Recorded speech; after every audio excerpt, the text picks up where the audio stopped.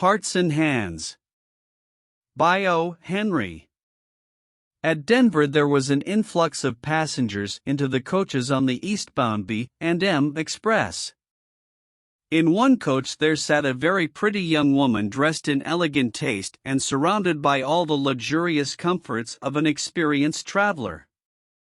Among the newcomers were two young men, one of handsome presence with a bold, frank countenance and manner, the other a ruffled, glum-faced person, heavily built and roughly dressed.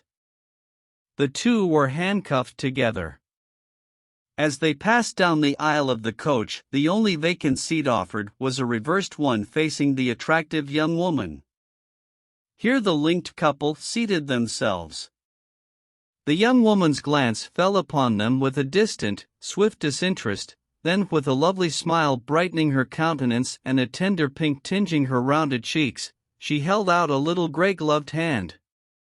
When she spoke her voice, full, sweet, and deliberate, proclaimed that its owner was accustomed to speak and be heard. "Well, Mr. Easton, if you will make me speak first, I suppose I must.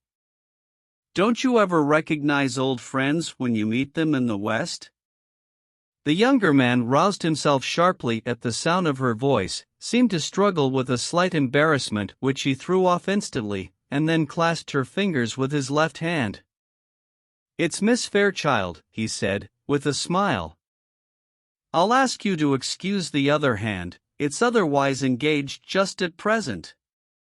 He slightly raised his right hand, bound at the wrist by the shining bracelet, to the left one of his companion. The glad look in the girl's eyes slowly changed to a bewildered horror. The glow faded from her cheeks. Her lips parted in a vague, relaxing distress. Easton, with a little laugh, as if amused, was about to speak again when the other forestalled him. The glum-faced man had been watching the girl's countenance with veiled glances from his keen, shrewd eyes. "You'll excuse me for speaking, miss, but I see you're acquainted with the marshal here. If you'll ask him to speak a word for me when we get to the pen he'll do it, and it'll make things easier for me there. He's taking me to Leavenworth Prison. It's 7 years for counterfeiting." "Oh," said the girl, with a deep breath and returning color. "So that is what you are doing out here?" "A marshal." "My dear Miss Fairchild," said Easton, calmly, "I had to do something. Money has a way of taking wings unto itself, and you know it takes money to keep step with our crowd in Washington. I saw this opening in the West, and well, a marshalship isn't quite as high a position as that of ambassador, but—" "The ambassador," said the girl, warmly, "doesn't call anymore. He needn't ever have done so. You ought to know that. And so now you are one of these dashing Western heroes, and you ride and shoot and go into all kinds of dangers. That's different from the Washington life. You have been missed from the old crowd." The girl's eyes, fascinated, went back, widening a little, to rest upon the glittering handcuffs. "Don't you worry about them, miss," said the other man. "All marshals handcuff themselves to their prisoners to keep them from getting away. Mr. Easton knows his business." "Will we see you again soon in Washington?" asked the girl. "Not soon, I think," said Easton. "My butterfly days are over, I fear." "I love the West," said the girl irrelevantly.